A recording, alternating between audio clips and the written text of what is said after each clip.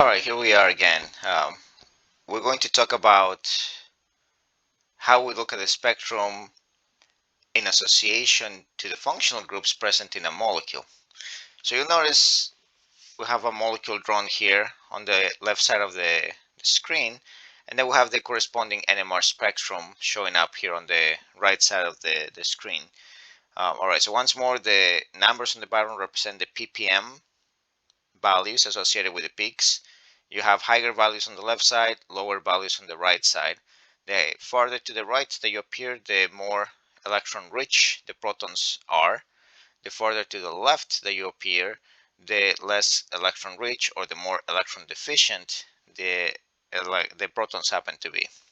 So let's now pay attention to the position. So I talked to you about 8 different functional groups in the previous video, and where they fall in the spectrum. So we can utilize that information to match up each one of these protons. Now notice here that I've gone out of my way to draw out the CH bonds, because in a proton NMR spectrum you need to know all the different unique type of protons that the molecule possesses in order to figure out what you're going to have. And the idea is that for every unique proton that your molecule has, you're going to have a peak showing up in your spectrum. So notice here we have a CH bond on the alkyne that's pretty unique to this molecule. Then you have a CH2, which carbon is bound to the alkyne, and that's the only carbon that has that thing going for it. The carbon right here has a hydrogen bound to it, and to that carbon you have CH3s bound to it, so that's also a unique type of hydrogen. But then the CH3s here, both of those methyl groups are equivalent to each other because the single bonds are free to rotate, so it doesn't matter in what position they are simply going to be allowed to kind of interchange their positions just via rotation, so they are equivalent to each other. Now they're not static in place. So in total we have 1, 2, 3, and 4 different types of protons present in this molecule. And so, not surprisingly, we find out that there is 4 different signals that show up in the spectrum. Now the question is, well, what signal corresponds to what proton in the molecule? And so we can start thinking about the type of hydrogens we have. So first of all, the CH bond, or the hydrogen that's bound to the alkyne, well, that has a very specific place where it shows up on the spectrum. It tends to show up between 2 and 3 ppm. And what you'll see right here is that this peak over there, which is, a pretty clean peak, a singlet, we call it, that's showing up, just slightly shy of 2, but it's, roughly speaking, in the vicinity that we expect it to appear. So that looks likely to be potentially the peak of the alkyne. Now there's other features I'm going to discuss a little bit later that also allow me to tell that that peak is most certainly the one for the alkyne, but the position looks good. All right, now let's take a look at the CH3s. The CH3s are basically part of an sp3 hybridized carbon, and there's really no resonance effects, no inductive effects. So we expect these guys to show up somewhere upfield in the spectrum. Now, in order to tell exactly where, you might want to pay attention to the quantity. All right, so that's sometimes a giveaway, but not all the time. But if you notice that this has collectively 6 hydrogens accounting for both of those methyl groups versus 1 hydrogen that accounted for that type of hydrogen, well, you see that the biggest peak is probably going to be the one that corresponds to the one that has the most hydrogens. In fact, when you integrate these peaks in your NMR spectrum, you find out that the integration of the peaks lines up perfectly with the quantity of hydrogens that your molecule possesses. Although the spectrum usually goes with the lowest ratio, so you have to be kind of conscientious about that and careful about it. All right, so that's one thing to do, but you could also look at the oxidation states to figure out what's happening. All right, now this hydrogen, the green hydrogen over here, based on the quantity, you could say, well, maybe the smallest peak corresponds to the hydrogen, right, which looks like the peak over there. And then the pink hydrogens here, which is 2 of them, that's probably going to be the peak over there, lining up in the molecule. Okay, so a few things that you should probably pay attention to. So the magnitude of the peak plays a role. The type of hydrogen that you have plays a role, and you could also look at this from the point of view of what's around your hydrogens, right? So the green hydrogen is bound to a carbon that's bound to 3 other carbons. So this carbon has an oxidation state of -1. Oh, and yeah, this will make it easier. So I guess first we'll work with this thing so we get rid of some of the peaks. And I'm showing you here where the peaks are actually located. So this one is pretty much at 2.0, maybe slightly below it if if you're technical about the positioning. Then you have the green one at 1.8, the pink one at 2.1, and then the other one at 1.0 ppm. So this is a terminal alkyne, which we expect to see the peak around 2 and 3 ppm. Uh, Now, what I was alluding to is that for the other carbons that are pretty much part of an alkane chain, you could look at the oxidation state, and the oxidation state of the carbons of those metals is -3 because each one of those hydrogens gives a -1 charge to the carbon. The carbon is also bound to another carbon, but carbon and carbon do not have different electronegativity, so it only comes down to the 3 hydrogens. The green hydrogen, however, is bound to carbon that's only bound to 3 other carbons, so this has a -1 charge. And then the pink one has a -2 charge. So what you can see is that if you compare the blue to the green hydrogens, well, the green hydrogens are uh, present on a carbon that is more oxidized, is not as negatively charged, and so that means that the electron withdrawing ability of this carbon is going to be greater than the one on the blue counterpart. So we expect to see the green hydrogen showing up farther downfield, and that's exactly what we see in the spectrum. The green hydrogen shows up farther downfield than the blue peak, the methyl peaks.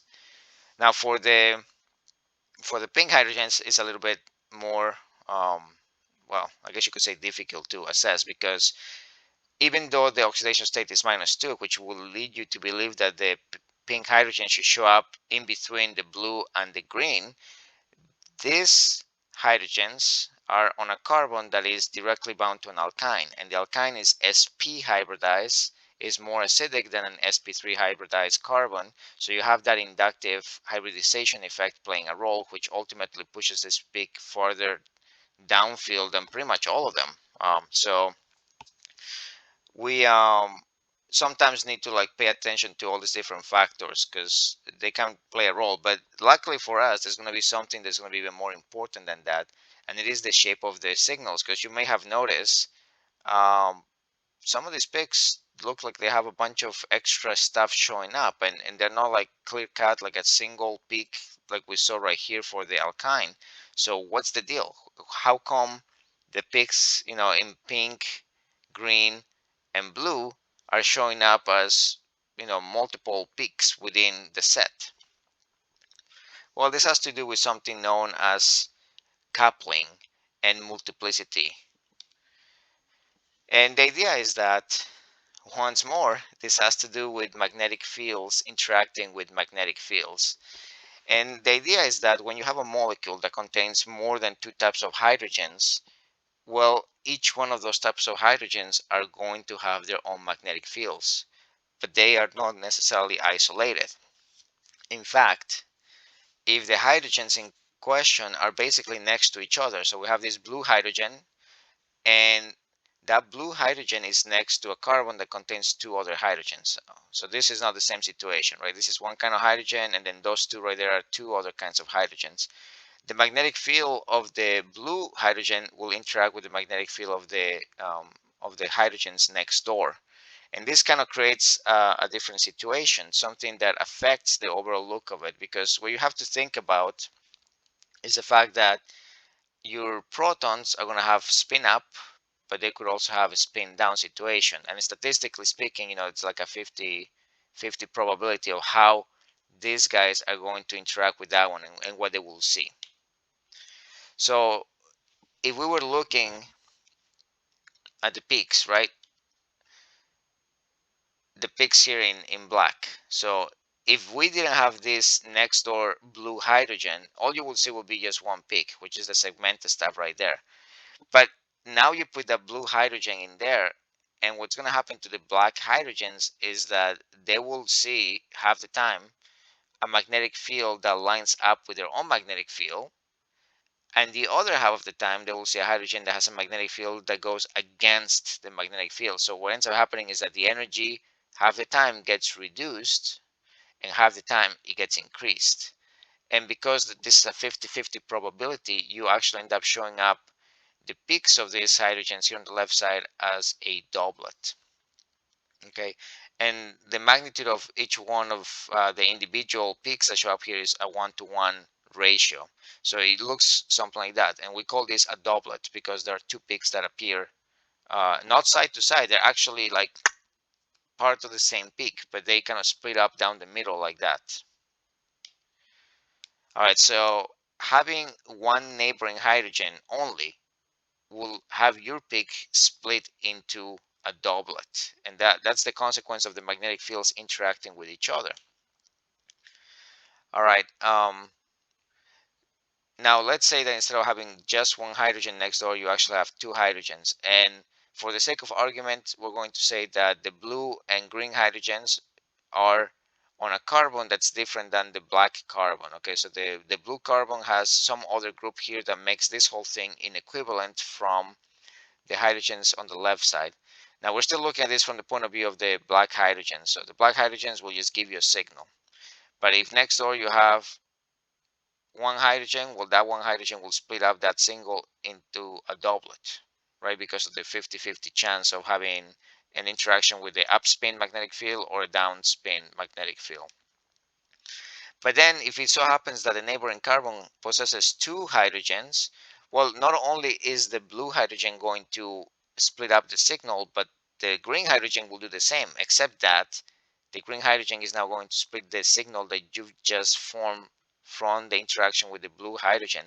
So you will split the signal here in blue a little bit lower in energy and then a little bit higher. And then the signal right here will also be split up a little bit higher and a little bit lower. And what ends up happening is that because in one interaction you increase the energy to meet halfway here, but for the other one you decrease the energy to meet halfway, you have two instances when you end up showing up at this middle peak. So what ends up happening is that the peak that results, known as a triplet, has these three signals, but the one in the middle is twice as big as the ones on the sides, simply because you have two instances of how you can end up here in the middle. All right, and once again, this peak right here will be the peak for the black hydrogens, which happen to be next to another carbon that contains two other hydrogens that are not equivalent. That some other types of hydrogens because of this R group that's bound to this carbon. All right, so the other thing too that you can look at and think about is what this type of diagram is showing you in terms of the spin. So if you have a spin up situation, so spin up, which I'm drawing them as going to the right here. This is an old way of representing the spectrum, but it makes it a little bit easier, I think. So you have spin up, spin up. In both cases, you lower the energy of the peak. So you lower it once from the point of view of the blue hydrogen, and then you lower it once more from the point of view of the green hydrogen. All right, and there's only one way to make this happen. Both of these protons need to be spin up and aligned with the magnetic field of the black hydrogens. Whereas the peak right here can appear via two cases. You could first have an interaction with the blue hydrogen in which the magnetic field opposes that of the black hydrogen, so you increase the energy, but then the green hydrogen lowers the energy, so you end up here in the middle. So you have downspin, upspin. But you could also do the same thing by first decreasing the energy with the blue hydrogen and then increasing it with the green hydrogen, in which case you end up with upspin, downspin. And then for this one, both of them will have to be opposing the magnetic field of the black hydrogen. So it will be downspin, downspin. And this is one way in which you can kind of explain how all these peaks arise from each other. It's a result of like the probabilities of how these protons are going to be spinning when the black hydrogens interact with it. And statistically all of these possibilities are going to happen, and we do see them showing up in the spectrum. So it's a kind of an interesting outlook. All right, but so far we have a doublet peak if you only have one neighboring hydrogen. And now we have a triplet peak if we have two neighboring hydrogens that are equivalent to each other. All right, so now what happens if you have a straight out methyl group next door? Okay, so this methyl group is going to have each one of those hydrogens splitting the peak of the black hydrogen. All right, so the black hydrogen initially will give you a signal. The blue hydrogen next door will split it up, 50-50. But then for each one of those peaks, the green hydrogen will split them up 50-50, 50-50. And then the red hydrogen of the methyl group will split up the signals even further, 50-50 for each one of the three ones that we got for the green segment. So we get 1, 2, 3, and 4. And now notice what's happening.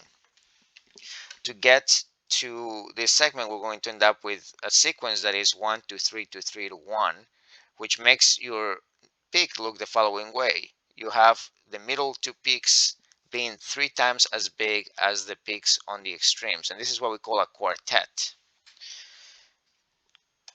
All right, now in terms of how this happens, well, if we go all the way to the farthest down, farthest left, excuse me, in the diagram, well, this is the lowest energy state, and this can only happen if all the spins of the neighboring hydrogens, the blue, the green, and the red hydrogen, are upspin. So upspin, upspin, upspin, lower the energy the most. To get to this peak, there's actually a number of ways you can make this happen.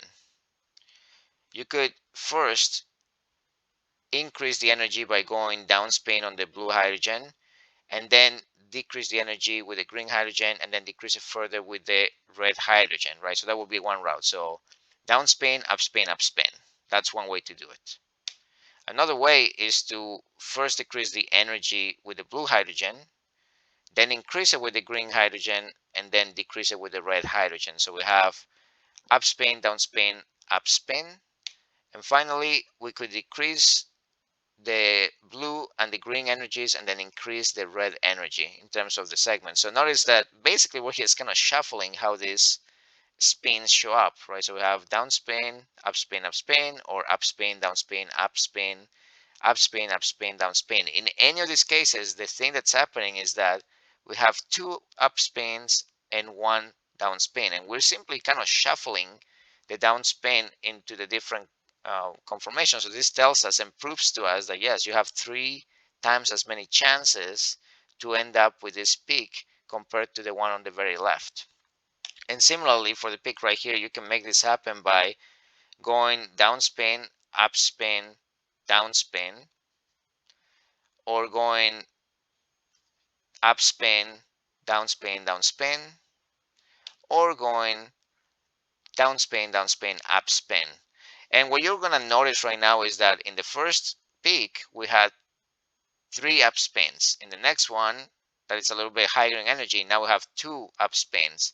In this one, we only have 1 upspin, and you probably will find it not surprising that the last peak is going to be all downspin, right? So this is how the whole thing applies, and it's pretty much a statistical approach to how these peaks, look the way they look. You could also apply what we call Pascal's triangle. So if you start with 1, 1 splits into 1 and 1. Then the 1 and 1 splits into 1, 2 to 1. And then this splits into 1 to 3 to 3 to 1, and so on and so forth. All right, so ultimately what I've just shown you is something we call the n+1 rule. The n+1 rule basically says that for an n number of neighboring hydrogens, the peak of the hydrogen you're looking at is going to be split by n+1 into n+1 peaks. So if you have one neighboring hydrogen, you're going to split into doublet. If you have 2 neighboring hydrogens, you're going to split up into triplets, right? Because n+1 will give you 3 if you have 2 neighboring hydrogens. If you have 3 neighboring hydrogens, 3 plus 1 is 4, so you end up with a quartet.